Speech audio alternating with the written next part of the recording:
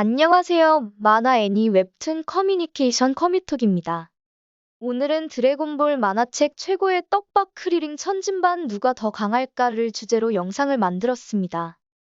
드래곤볼 슈퍼의 설정은 빼고 얘기하겠습니다. 드래곤볼 원작 만화책 기준으로 얘기합니다. 이번 영상은 주관적이고 개인적인 의견이 매우 다수 들어가 있음을 주의 부탁드립니다. 반대 의견 분들 댓글 달아주셔도 소중한 댓글이라 생각하겠습니다. 우선 저는 개인적으로 크리링이 더 세다고 생각합니다. 크리링이 더 세다고? 사만인 설정도 모르냐? 라고 하실지도 모르지만 우선 드래곤볼 세계관의 지구인 구성을 보겠습니다. 75% 인간형, 17% 동물형, 7% 몬스터형, 1% 외계인 혼혈. 네, 정확히 말하면 천진반은 4만인의 후예입니다. 5반처럼 2세일지 안 하면 3세 이상일지는 모르는 상황입니다. 하지만 외계인이라 하더라도 크리링보다 세다는 이유는 될 수 없습니다. 참고로 크리링은 코가 없지만 설정상 지구인입니다. 우주에서 제일 강한 부하들로 모아놓은 기뉴 특전대 이 중에서도 크리링을 1-1로 이길 수 있는 상대는 기뉴 빼고는 없습니다. 프리저와 마지막 교전 당시 크리링의 전투력은 75,000입니다.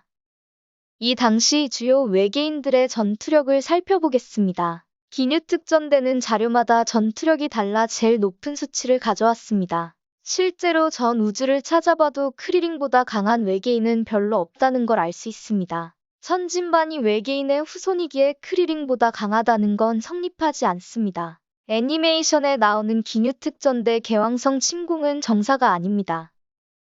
그리고 문제의 근원이 되었던 야무치의 대사를 봤을 때 과연 야무치는 천진반이 외계인의 후예인 사실을 알았을까요? 몰랐을 확률이 높습니다.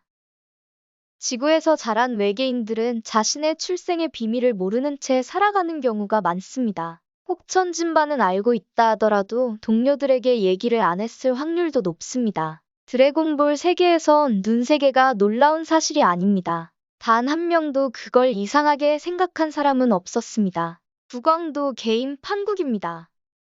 그러므로 야무치의 대사의 크리링은 지구인 중에 제일 세다의 지구인 중에는 천진반이 포함됐을 확률이 높습니다. 와우. 이번엔 천진반과 크리링의 강해진 시점에 대해 알아보겠습니다.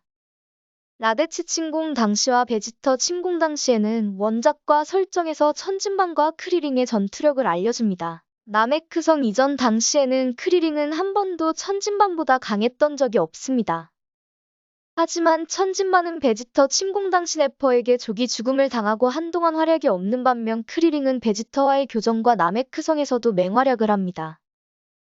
활약이 많았던 크리링은 천진반이 활약이 없을 동안 많은 활약을 하며 인기도 크게 올라갑니다. 인기 투표를 하는 것이 아니니 인기는 접어두고 그 전까지 비슷한 수련을 해오던 천진반과 크리링 이둘의 강해지는 방법은 여기서 갈리게 되는데 천진반은 죽어서 용의길을 건너 개왕님에게 수련을 받고 크리링은 나메크별로 가서 최장로에게 잠재 능력을 개방받고 프리저군과 실전 전투를 통해 강해졌습니다.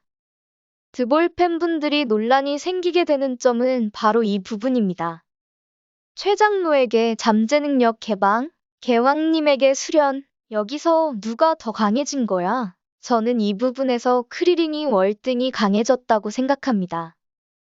크리링은 잠재 능력 개방 후 13,000까지 뿐이 파워업을 못했습니다.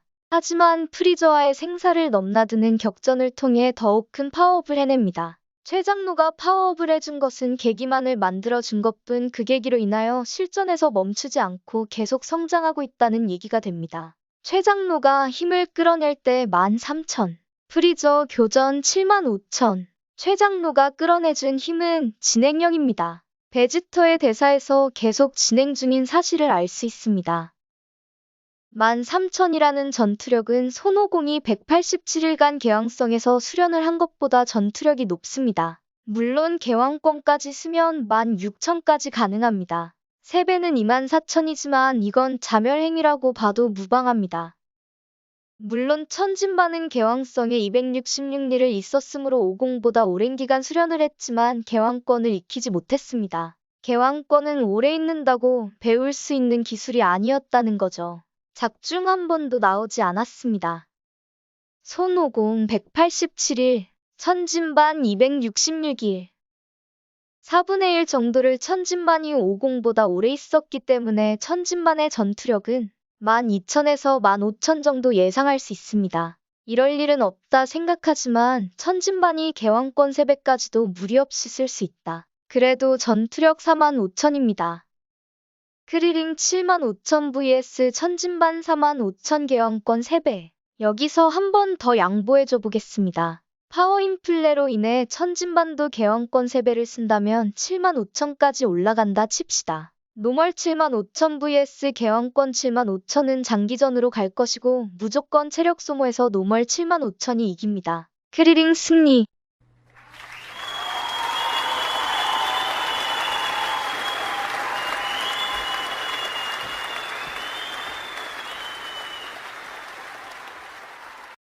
무슨 소리 하는 거냐? 천진반에게는 기공포가 있다. 네, 맞습니다. 크리링과 천진반의 논란에서 빠짐없이 나오는 대상이 기공포입니다. 기공포는 작중 후반에 나오는 새를 멈춰 세우고 심지어 마인부의 공격도 막아냈습니다. 기공포는 자신의 생명력을 깎아내어 자신이 가지고 있는 기보다 훨씬 강력한 데미지를 낼 수 있는 기술입니다. 어떻게 보면 개왕권보다 심한 도핑 기술이라고 생각해도 됩니다. 하지만 기공포는 1대1 상대를 맞출 만한 기술은 못 됩니다. 기공포를 기습이 아닌 상태로 맞춘 적은 네퍼가 유일합니다. 네퍼도 크리링, 피콜로의 합동 공격에 집중하고 있을 때 맞춘 것이니 기습적으로 맞춘 거라고 봐도 무관합니다. 천진반의 필살 기술 기공포, 크리링의 대표 기술 기원참.